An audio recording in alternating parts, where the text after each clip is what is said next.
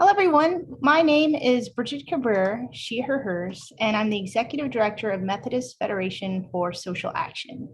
MFSA is an over 100-year-old justice-seeking, faith-based policy and organizing network. Our mission is to mobilize, lead, and sustain a progressive United Methodist movement, energizing people to be God's agents of justice, peace, and reconciliation. And we're so excited to continue in our webinar series, co-hosting with our dear partners, United Methodist for Kairos Response. UMKR is a movement for Palestinian human rights, whose goal is freedom, justice, and equality for all Palestinians and Israelis. To achieve that goal, United Methodist clergy and laity engage in boycott and divestment campaigns, political actions to change government policy, and education to help our church and society understand what is happening in the Holy Land and how we can support the Palestinian people in their liberation struggle. As Christians, the advocates in UMKR believe God has called us to this justice-seeking, peacemaking work. A few announcements for our call today. By participating in our webinars, we covenant together to co-create an equitable and brave space where we learn, engage, and grow in relationship together. We are recording this webinar, and that recording will be shared in the coming days. You can find it on both MFSA and UMKR's YouTube pages, websites, and in our email newsletters as well. As you have questions throughout the webinar, you can go ahead and type them in the chat at any time. You don't have to wait until we get to the specific Q&A section, and you can direct those questions to myself. I'll show up in the chat as Methodist Federation for Social Action. And we do offer closed captioning. It is automatically generated, so do expect, it's not perfect, so do expect it to be, have some errors in spelling and grammar and such. Our moderator today is Teresa Basile. Teresa is a co-founder of UMKR and the UMKR Communications Director. She is currently a member of the board of FOSNA, Friends of Sabile North America, and previously served on the steering committee of the U.S. Campaign for Palestinian Rights. She also serves on the leadership team of MFSA in the California Pacific Conference and the leadership team of the Western Methodist Justice Movement. Welcome, Teresa. Thank you, Bridget. And let me say again, welcome to everyone who's joined us today. It's great to see you, so many people here with us. We could not be gathering today for a more timely topic than we have. As we know, representatives from around the world have gathered in Sharm el-Sheikh in Egypt, a few hundred kilometers away from our speaker today. And they will be discussing and hearing reports on the climate crisis that our entire world is facing. Many of these leaders have acknowledged the emergency the world is facing, but very few nations have come through with the necessary actions to avert the worst scenarios that we've been warned about. As we know, those scenarios are happening already, and they are especially impacting the most vulnerable, the most marginalized communities in the world. Indigenous communities in particular, are bearing the brunt of environmental injustice and climate change. And nowhere is that more true than in Palestine. Environmental injustice is becoming a crucial human rights issue for the world. And I have no doubt it will be a key topic at COP27, although many of us might doubt that Palestine will be mentioned there, as it should be. So that is our topic today: how a vulnerable and oppressed population, the indigenous population of Palestine, are being affected by environmental injustice, as well as the global changes that are happening to all of us, and how they are striving to protect the land they love while they also struggle for liberation. We are so privileged to have as our speaker on this topic one of Palestine's leading voices on Palestinian activism and resistance, Mazen Qamsiyeh, who is also an authority on the natural world of Palestine and environmental justice. Mazen is a zoologist and geneticist by training. He teaches and researches at Bethlehem and Birzeit universities. He previously served on the faculties of the University of Tennessee, Duke University, and Yale University. He and his wife, Jessie Cheng, returned to Palestine in 2008, where they founded Palestine's first Museum of Natural History, as well as the Palestine Institute for Biodiversity and Sustainability at Bethlehem University. He is a renowned human rights defender, and Mazen has lectured around the world on the Israeli-Palestinian conflict and the Palestinian liberation struggle. He has personally been harassed and arrested for his nonviolent activism, and he has also received several prestigious peace and human rights awards, in addition to hundreds of articles published in news outlets, journals, and collections. Mazen is the author of several books, including, notably, Sharing the Land of Canaan, Human Rights and the Israeli-Palestinian Struggle, and Popular Resistance in Palestine, A History of Hope and Empowerment. So welcome, Mazen. Thank you so much for giving us your time, especially at the time it is for you, I believe about 8 o'clock in the evening. Thank you very much. Thanks for having me. Thank you. I would like to launch right into our topic now and ask you first about something that I first heard as a child, and many of us have heard all of our lives. People speaking about the remarkable thing that was done when Israel was founded. That Jews came from Europe to a barren desert called Palestine, and through hard work and ingenuity, they made the desert bloom. In fact, they turned that desert into a garden.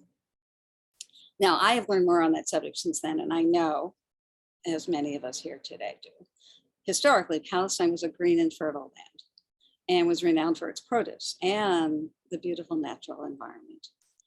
And we know that it is not better off today than it was back then. Can you help us understand more clearly from an environmentalist viewpoint what really happened when Israel was founded? What impact has that colonization and development had on the ecology of Palestine? Sure. Thank you. Maybe I will share a few slides about the subject that you just raised. So if you'd allow me just to share my screen with you. As you mentioned, Palestine, of course, is the Fertile Crescent. That's where humans first developed agriculture about 12,000 years ago, 10,000 BC. First humans domesticated things like wheat, lentils, barley, chickpeas, etc. So Palestine is indeed very rich habitat and very rich area, and it's this reason for it being in what's called the Fertile Crescent has to do with its geography and its geology. And if you look, even humans migrated out of Africa through Palestine. And even today, birds migrate back and forth between Eurasia and Africa through this bottleneck, which we call Palestine, which is the intersection of continents. And indeed, if we look at the global hotspots for biodiversity, we find that Palestine, the western part of the Fertile Crescent, is considered as a hotspot for rich biodiversity in the same way that the Amazon or other areas, as you see on this map, are rich biodiversity. And this is also documented historically, of course, for example, in Mesopotamian reliefs in the middle, or hieroglyphics in the top, where you always see Canaanites, our ancestors. More proper pronunciation would be Canaanites or Canaan. The word actually means, Canaan means satisfied with their lot in life because they had rich resources. So even thousands of years ago in these ancient diagrams, it shows our ancestors as having rich habitat and rich biodiversity. And also, you know from your Bible that it speaks about the land of milk and honey. And that was long even before the Hebrews or Israelites or any of those other tribes came about. So this is very well known about our country.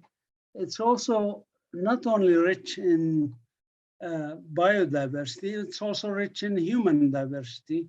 This is, for example, a picture in 1932, religious leaders of Jerusalem gathering to protest the Balfour Declaration. And you can see, of course, the diversity of the people. Palestine has always been multi-ethnic, multicultural, multi-religious, but also even multilingual. There were more than 44 languages spoken in Palestine before 1948. So this is the land. And before 1948, 75% of Palestinians were subsistence farmers. They lived off the land. Now about 4.1% of us are subsistence farmers, but that's because of the political situation. But to go to your question, directly, when we think about the impact of what happened in the last 75 years or so, it's dramatic, and it's I don't have too much time to go through it. I'll just cite a few examples. When Israel was created and ethnically cleansed the local native people in Palestine, so that today 8 million of us Palestinians are refugees or displaced people. In this process, Israel destroyed more than 500 communities, more than 500 villages and towns. And in place of those villages and towns, and in place of all the agricultural lands around them and the wild forests around them, which they also bulldozed, they planted pine trees. And pine trees are kind of okay in Europe, at least Northern Europe. But in here, it was a big problem because they replaced the rich agricultural diversity, rich plant forest diversity, whether planted trees like, almonds and figs and olives, or whether they are wild trees like oaks, hawthorn, carobs, etc. They destroyed all of that, and they planted the monoculture of European pine trees, Pinus halepensis. As I said, the European pine trees are okay in Europe. They're not okay here because a monoculture in a very dry climate is also, especially pine trees, are more subject to fires. And we've been having a lot of fires in the areas that were replaced, that the trees were destroyed and replaced with those pine trees. So basically, these fires, for example, here in West Jerusalem, you can see that the fires actually exposed, after burning all the pine trees, exposed the Palestinian terraces that were built by our ancestors, where different plant species were planted. Another thing that Israel does is, of course, pollute our environment. For example, with industrial settlements that dump their toxic waste on us. And my students study this impact of settler colonialism on the environment.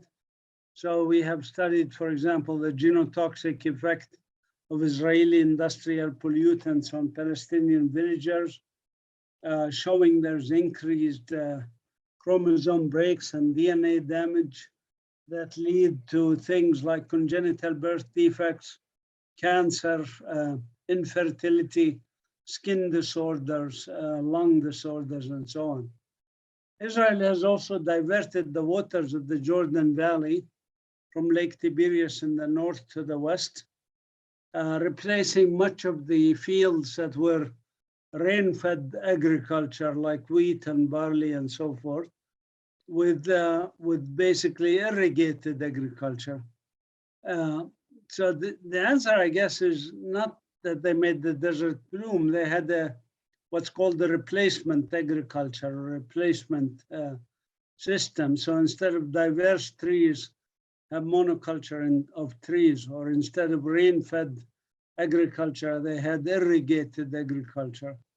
But the diversion of the waters of the Jordan Valley has actually caused the shrinkage of the Jordan River basin and desertification to spread to the north, as you see in the satellite image on the right. There was drainage of the wetlands in the Hula area, which resulted in the destruction of the Palestinian villages in those areas, ethnically cleansed, and then destruction of habitats for 219 species that disappeared in this area thanks to this. This is just to show you, the red line, by the way, is a marcation of the 300 millimeter desert regions or semi-arid regions in Palestine.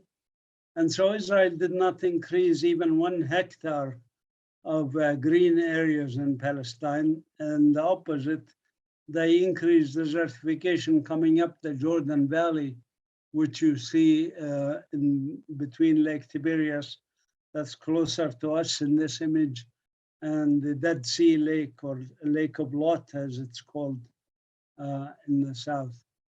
I just skipped some slides. This is just to show you the Jordan River, for example. It went down from 1,350 million cubic meters per year to only 20 million cubic meters per year. It's no longer a river. It's basically a small polluted stream that is about, in some places, only 1.2 meters, or about 3 feet or so, or 4 feet in width, when it was actually a river before. So, I mean, I could cite many, many other examples of this devastation of our environment. So Israel did not make the desert bloom, and the data for this are plentiful. Our team actually studies these areas and can show you these data and demonstrate this. Israel still continues, of course, to demolish trees and Palestinian trees, and Palestinians still try to cling to their land.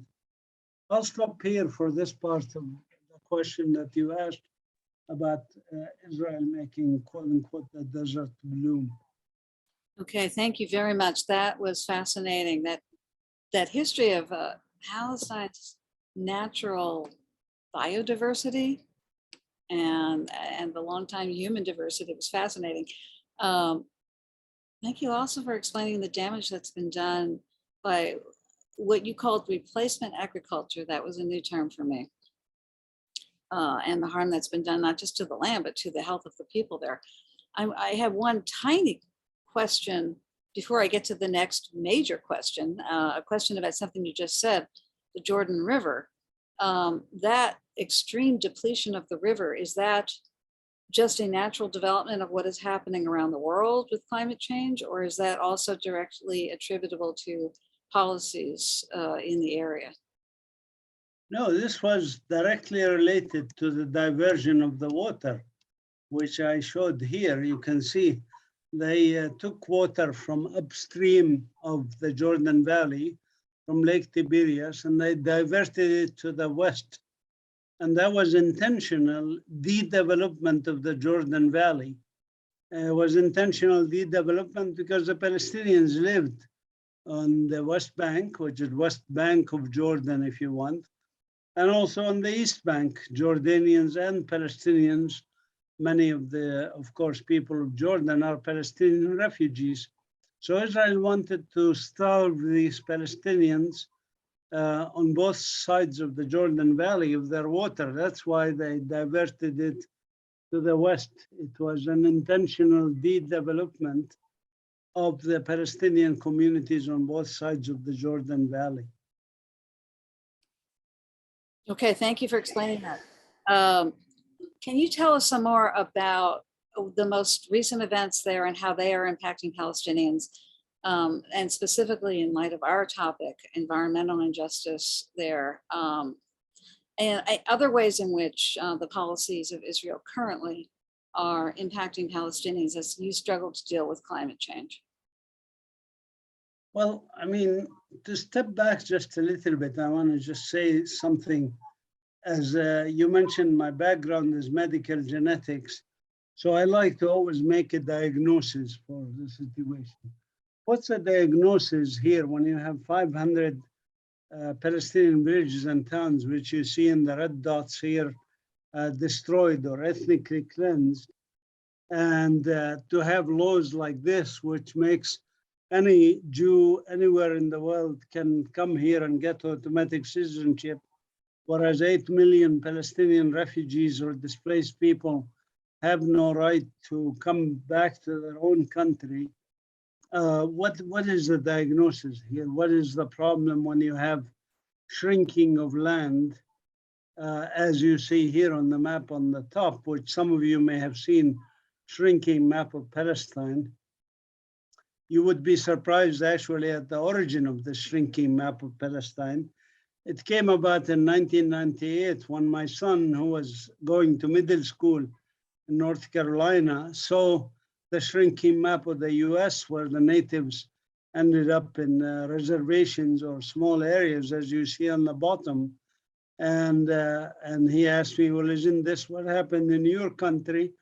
I said, no, this is what happened in your country. But then he said, well, shouldn't you draw one like this for Palestine? I said, well, why don't you draw one like this for Palestine? So he did. He drew that in 1998, and many people use it, shrinking map of Palestine. And this is what happened in South Africa also with the Bantustans ghettos that were left for the Black people, which is actually 11.5% of the land of South Africa. In our case, it's 8.3% what's left for us. This is the diagnosis. The diagnosis is settler colonialism. And it's important to make the right diagnosis to understand the symptoms, which you asked me about what's happening now, because all the symptoms, and I could speak endlessly about the symptoms of what's happening right now. I'll cite a few examples, but my point is the symptoms are easily understandable if you have the diagnosis or the context, which is settler colonialism and what settler colonialists naturally do by the nature of the word settler colonialism. And you all are familiar with that, so I don't have to tell you about the symptoms, including the vilifying of the natives, the violence against the natives, the resistance by the natives, the destruction of their lives and livelihood. For example, the killing of 2 million buffaloes in North America. That's all understandable symptoms of settler colonialism. And the same symptoms can be found here, and I could enumerate them for you. The violence, for example, that killed 100,000 native Palestinians, more than 100,000, more than 800,000 injured, more than 900,000 detained. Just in 2021, 91 children actually were killed by the Israeli colonizers. These are all symptoms. So if let me just take the past 2 weeks, for example.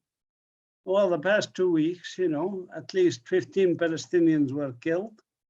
So on average, about one a day. We had home demolitions. We had people removed off their land confiscated. We have olive groves that were demolished, just in the last 2 weeks I'm speaking. Olive groves that were demolished, destroyed. We had olives that were stolen even because this is the season of harvesting, and the settlers even wait till the Palestinians harvested their olives and then went and stole the bags of olives from them.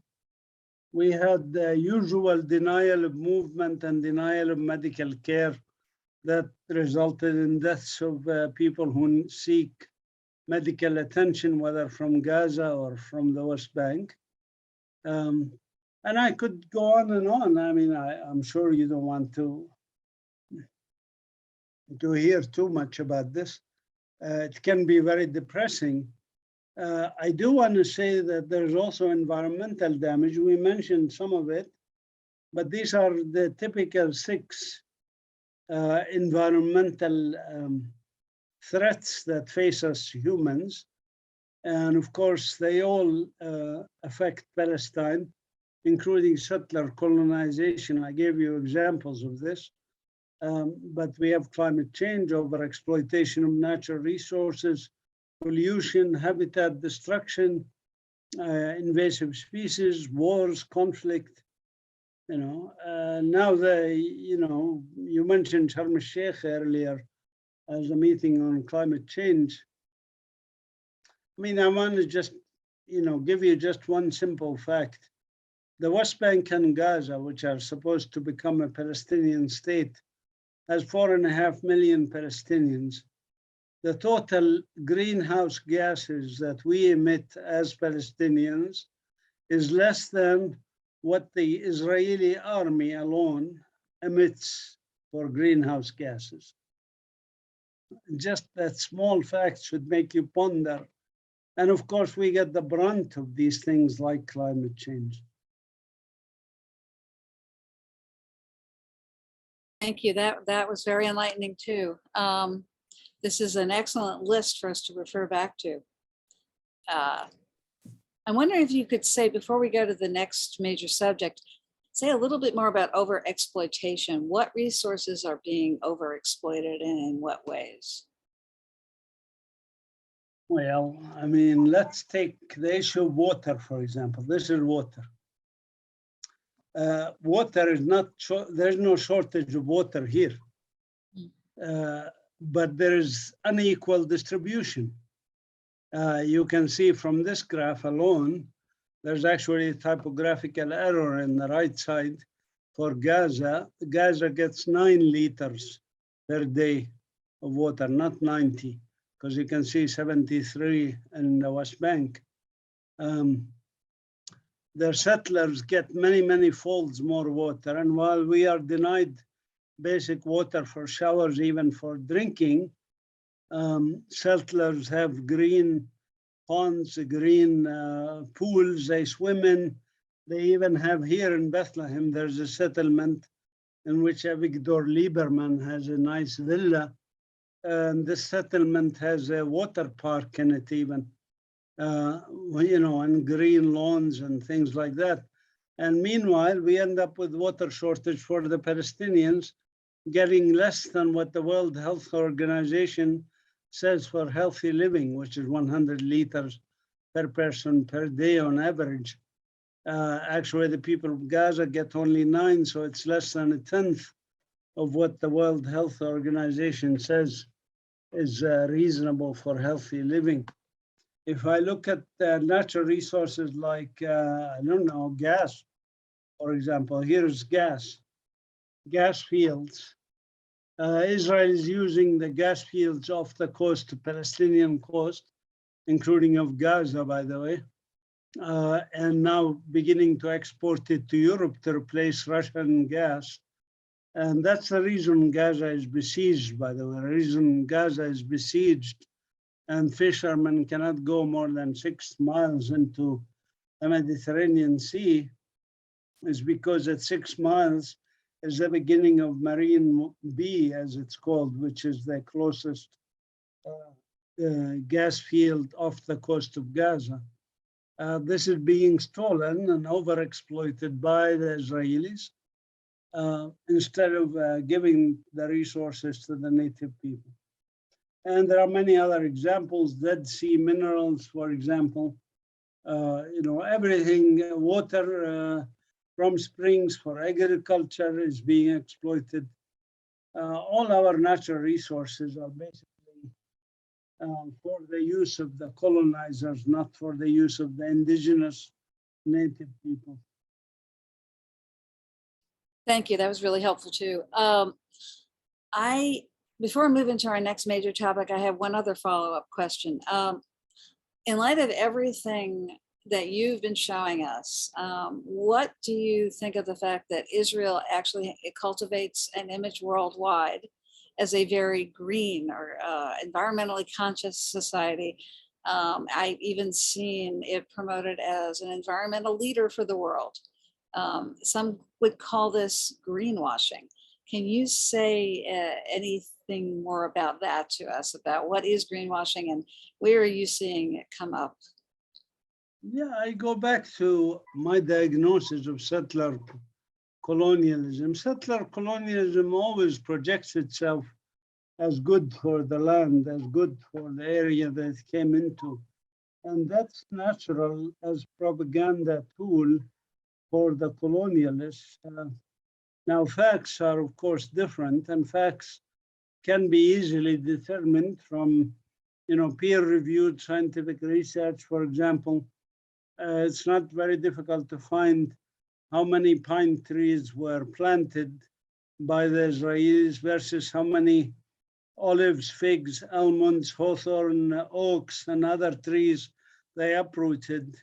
For example, just to build the segregation wall in the West Bank, Israel uprooted over 2 million fruiting trees. These data are available and people can look them up if they want to. The problem is that Western media, subservient to Zionist interests, tries to hide the facts and will not show you the reality on the ground. People who come here, they can see reality and they can see what's happening environmentally or in terms of trees or anything else.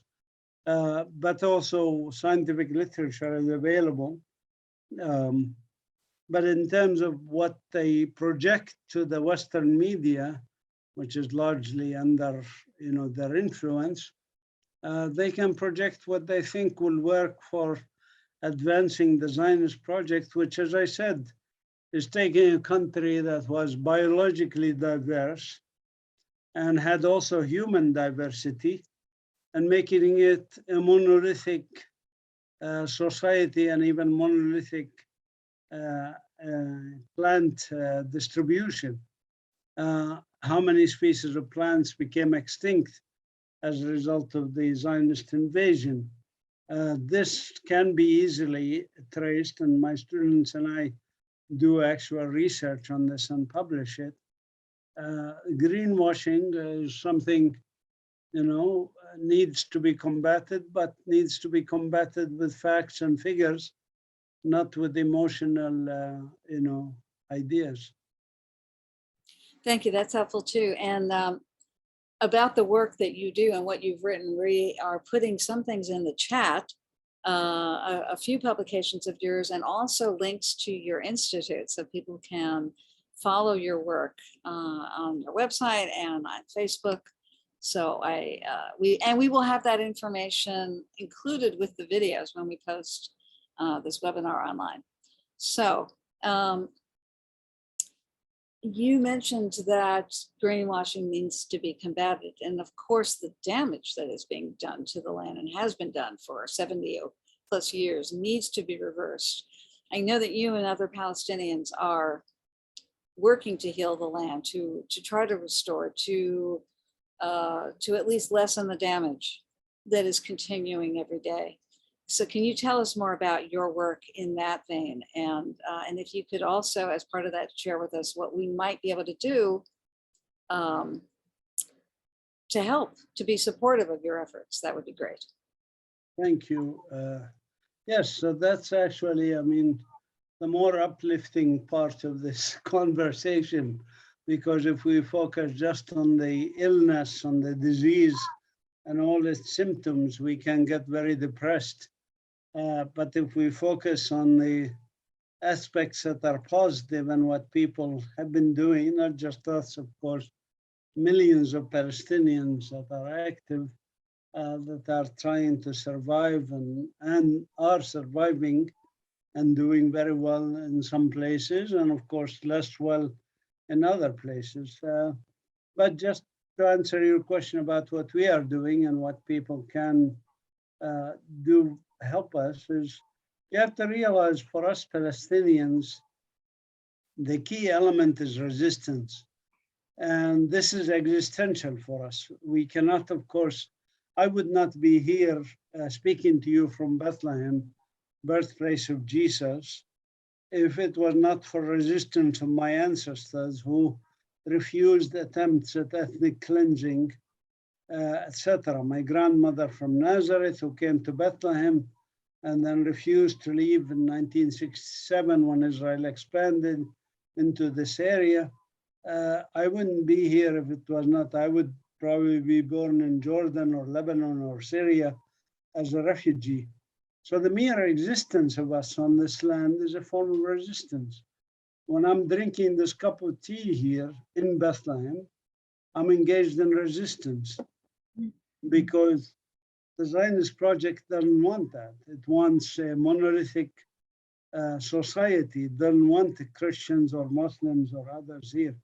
My family happens to be a Palestinian Christian family from the Shepherd's Field here, Beit Sahur, just next to Bethlehem, where our ancestors were those shepherds that heard the angels sing, went up to Bethlehem. So everything we do is a form of resistance. But sometimes it takes more than just simply mere existence. And we have a word in Arabic called sumud, which is a bit more than resilience or persistence. It's active resistance and sort of like this frog, if you want. So it's an attempt to say, look, we want to live in our country and we want to live in dignity in our country and we want to build for our children. And to do this, there are many things that we have been doing. Our institute, for example, which is, here's a picture of the institute from a drone image. And by the way, I'm not allowed to have drones, but we do have a drone. So anyways, we have solar power, we have botanic garden, we have a community garden. We have, this is just some pictures from the garden area. We have a natural history museum where children come and enjoy exploring biodiversity in Palestine. We have a cultural heritage museum, which tries to revive knowledge of tangible and intangible cultural heritage in Palestine that's related to our ancestors, Canaanites, who developed agriculture, as I mentioned. We work with children of all ages. We work with women. For example, women activists here, they learn how to make cosmetics or other material, soap from organic things from the garden or produce their own products. We help them market them in marketplaces. This is empowerment activities for people. We work with farmers, for example, to increase their resilience on the ground. As I mentioned, only 4.1% of Palestinians are now subsistence farmers. So we actually want to increase that number, but also the ones who are and are struggling, we want to show them how they can increase their production. And so we have projects like this, which helps farmers increase their production without using pesticides and insecticides, organically produced substances. We show them through models, for example, like aquaponics. And we even brought some people from Gaza and showed them how to build aquaponic systems, which help you basically raise fish and vegetables at the same time in the same system. And this is very helpful because Israel took most of our water and most of our land. So it's this aquaponic systems help raise in small areas. And most of the water ends up either inside the fish or inside the vegetable rather than evaporate. We have a community garden where even refugee children, as you see in the lower right-hand corner, can come and grow their own vegetables in the garden and again feel empowered by this. This is just some of the work with the children that we have at this institute through summer camps or other activities. Like, for example, the one in the upper left-hand corner, some girls who recycled trash to make gifts from it, plastics and stuff like that. The children enjoy themselves working here, feeling empowered in our institute, getting in touch with nature, land of Palestine, learning to explore, learning critical thinking more. We have a, Chinese have a saying, I hear and I forget, I see and I remember, I do and I understand. So we want them to be doing things, as you see, touch, feel, enjoy, explore. And they have a lot of fun, even harvesting olives and making olive pickles and other things. And here again, you see children enjoying themselves. So our project is by nature, it's resistance. Even though most of what we are doing is not direct like confrontation with Israeli soldiers or anything, just by learning, by doing research, by tending a herbarium, doing field work, planting things, harvesting things, working in the garden. This is all activities that are forms of resistance. And we are challenging those major threats that face humanity, as I said, climate change, etc. We work with the Palestinian Environment Authority, Environmental Quality Authority, Palestinian Ministry of Agriculture, others, climate change systems, both locally and globally for mitigation adaptation. We even have a small group called Palestine Action for the Planet, which is part of Extinction Rebellion, if you know what Extinction Rebellion is, Greta Thunberg and those guys with her. And so we work on all these things. We work locally to promote diversity. And many of our volunteers have already come from 45 countries to work with us. Our staff are diverse in age and gender and religion, and our volunteers are the same. The volunteers enjoy themselves here. We invite you to come and volunteer if you want, to come and join us.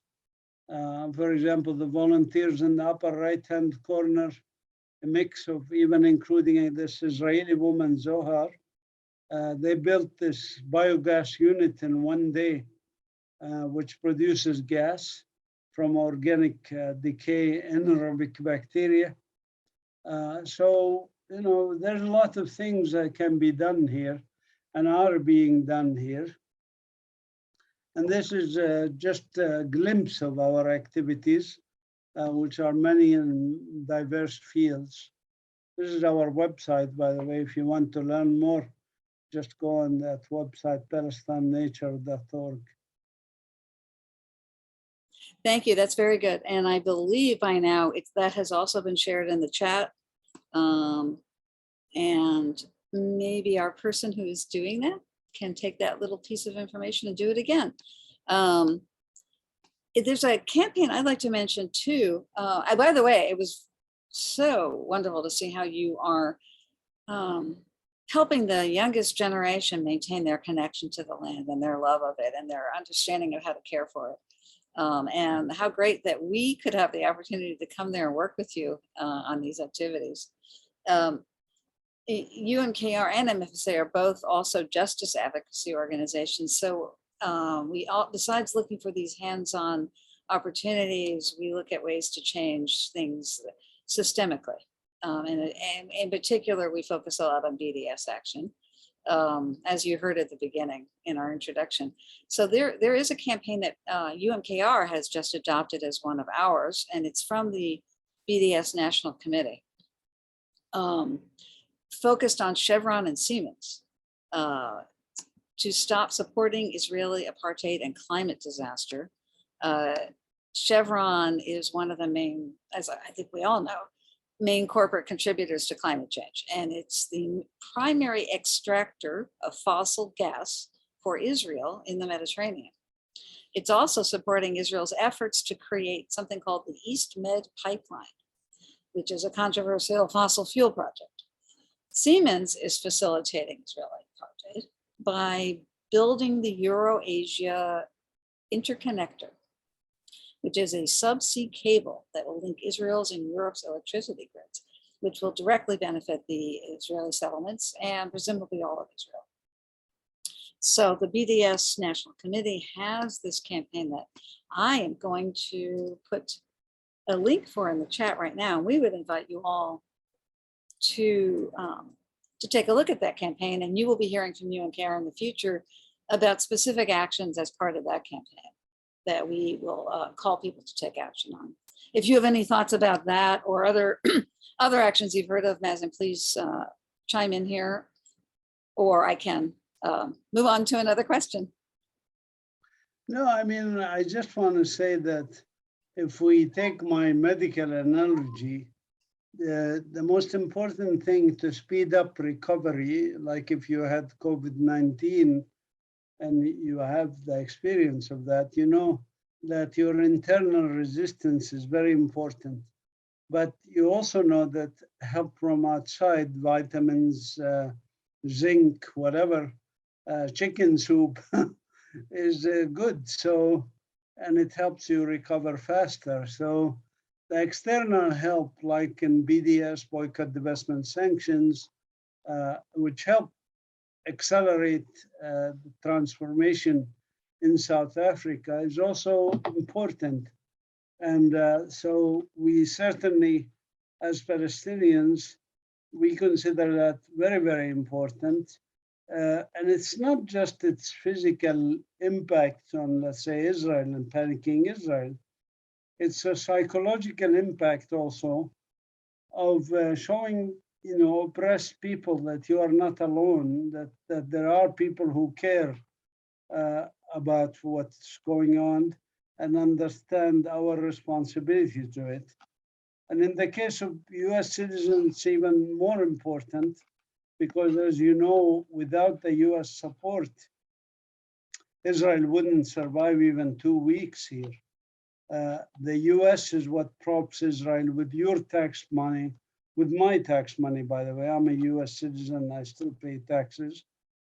So Israel is being funded by the US to the tune of billions of dollars a year. Actually, per capita, per person, Israel gets more than like about 20 states per capita get from federal money. So it's very important for US citizens, in my humble opinion, to counteract this bias from their government and those who claim to represent us in Congress, who end up just shelling money for Israel because they fear the Israeli lobby or they want the Israeli lobby money.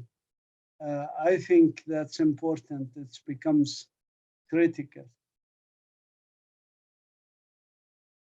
Thank you. I'm going to move now to some questions that have come from others, and I'm going to see if I, on my own, can stop our screen sharing so folks can see you close up. Let's see if that, did that work for everyone?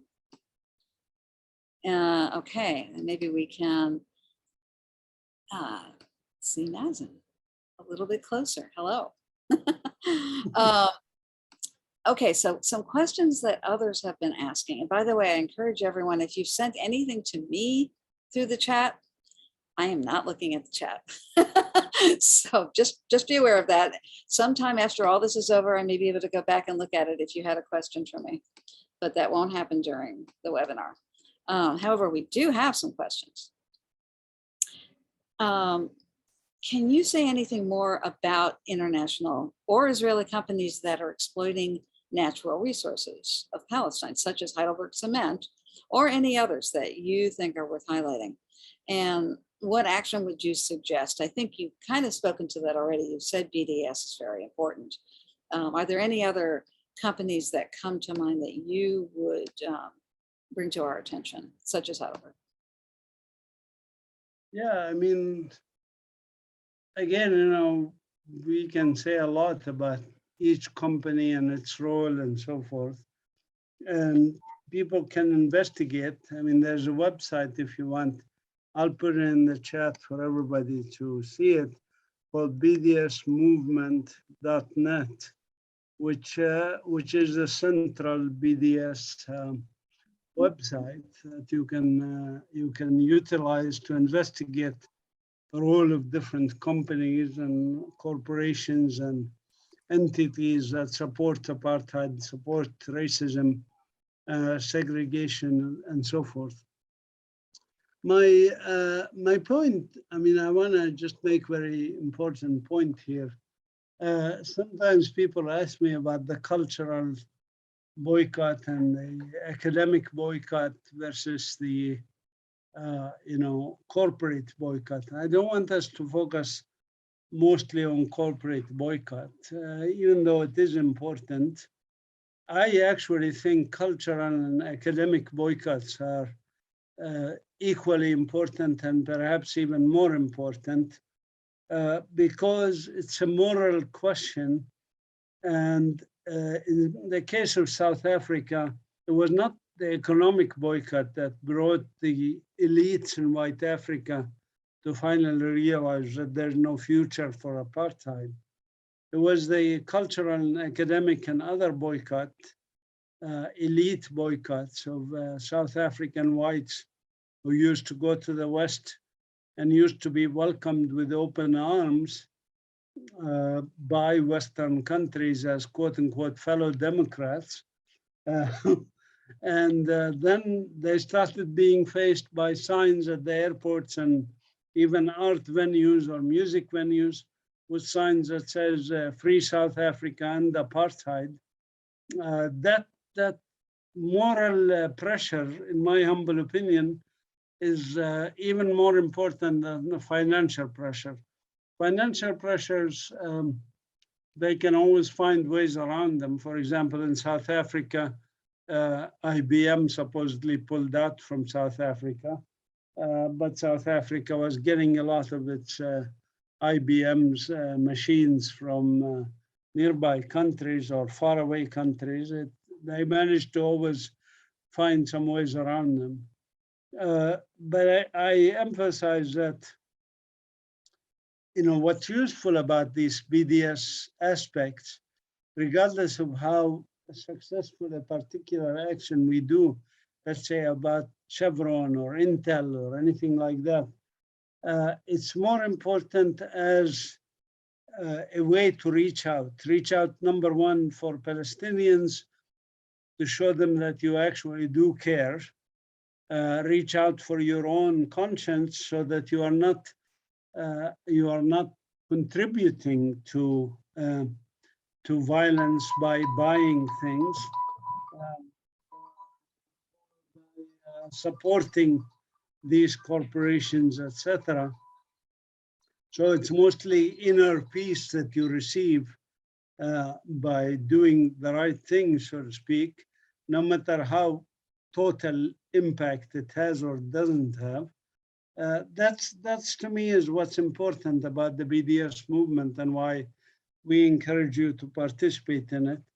And the third, as I said, is that it causes the Israelis to think, and the Israelis are starting to panic about the BDS movement, not in terms of its direct impact on them right now and what's happening with their finances or what they call GDP, gross domestic product for Israel, but they panic about it just like with South Africa panicked about it. The South African economy was doing very well even till the last day before the elections for apartheid. but they panicked about it because they saw the trend, they saw what's coming, and they saw that people are serious and people want to challenge oppression and human rights violations. I totally agree. And I think what you said about the academic and cultural boycott applies just as much to what we call the economic boycott and divestment actions. Their impact has never primarily been economic. I think it's a misconception people have about it, that it isn't worth doing because it doesn't actually have a big economic impact. It doesn't on Israel, it doesn't have a big economic impact on those companies, usually. Sometimes they lose some big contracts, usually not. The impact is always social, moral, political. It sends a message when a church or any other major institution puts their money where their mouth is and says, I'm getting out of this because of Palestinian human rights. The message is heard around the world. And yeah, it makes Israel very uncomfortable. And it reaches leaders' ears and hearts, and it opens hearts and minds when those economic actions are taken out. Thanks very much for addressing that. That was really helpful.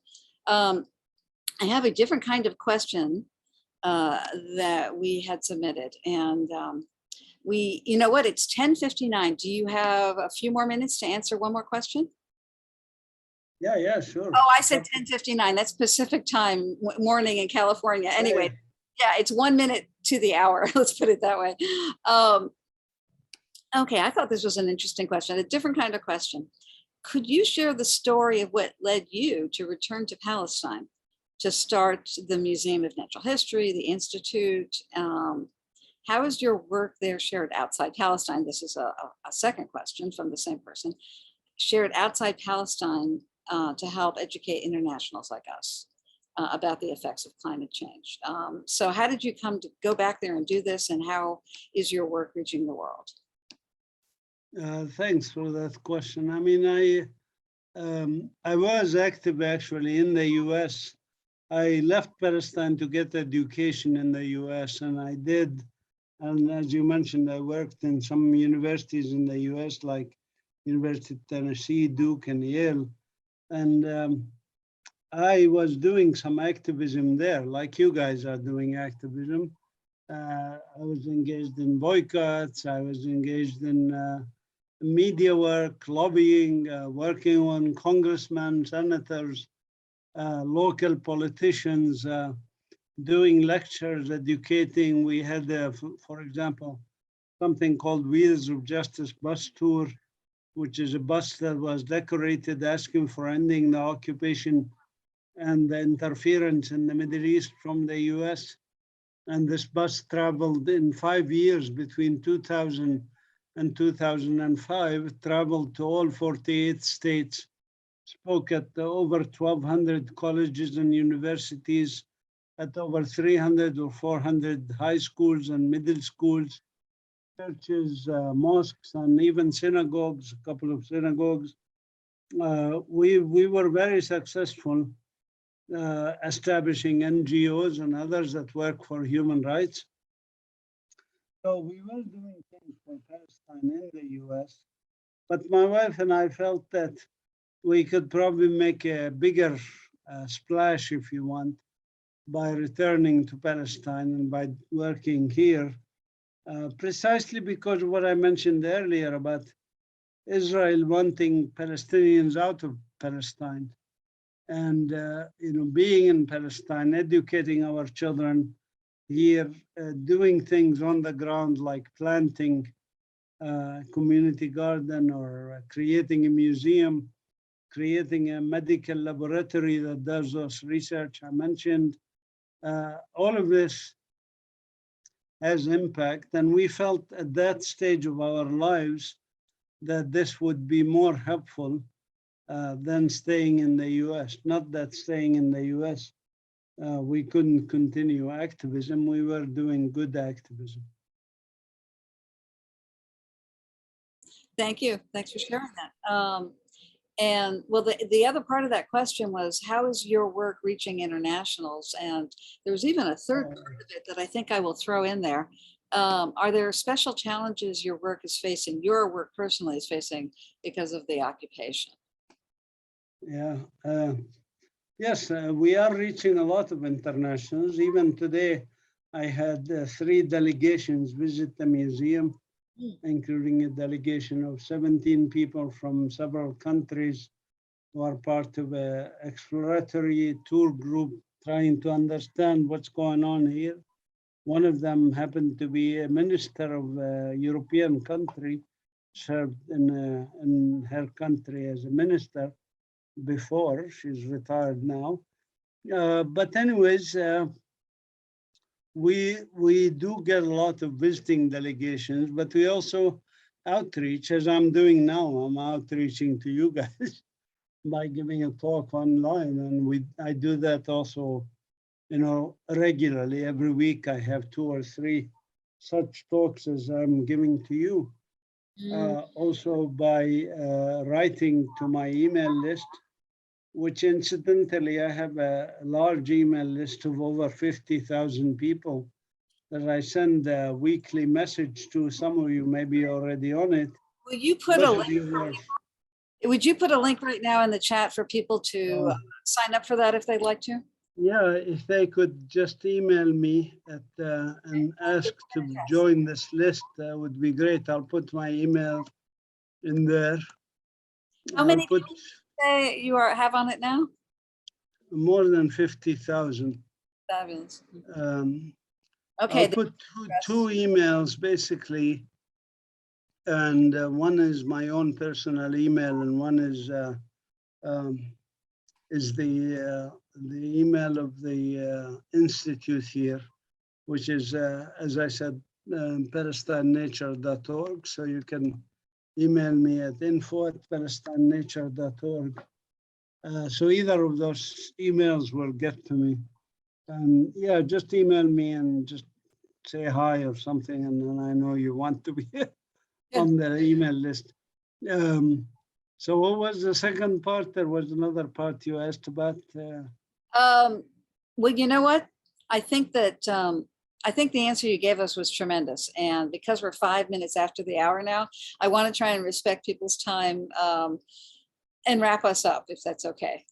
This was just a wealth of information and insights that you shared with us, and experience and knowledge. Thank you so much. Thank you.